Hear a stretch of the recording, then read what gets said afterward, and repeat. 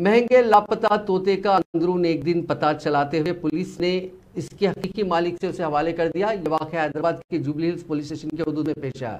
یہ معاملہ تاخیر سے سامنے آیا۔ پولیس نے بتایا کہ جوبلی ہلز روڈ نمبر 44 میں رہنے والے نریندر چاری کافی شاپ چلاتے ہیں۔ انہوں نے آسٹریلیائی نسل کا 4 ماہ کا طوطا 1,30,000 روپے میں خریدا اور وہ اس کی پرورش کر رہے ہیں۔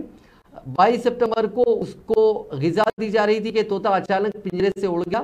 چاری نے 24 سپٹمبر کو جوبلی ہلز پولیس میں شکایت درج کروائی۔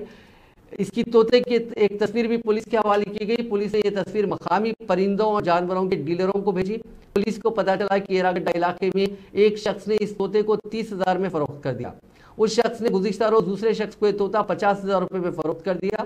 اس شخص نے واٹس ایپ سٹیٹس پر تصویر ڈالتے ہوئے کہا کہ وہ اس طوطے کو 70,000 روپے میں فروخت کرے گا۔ جوبلی ہلز میں پالتو جانوروں کی دکان کے مینیجر نے پولیس کو اس سلسلے میں اطلاع دی، جس نے طوطے کو پکڑ کر نریندر چاری کے حوالے کر دیا۔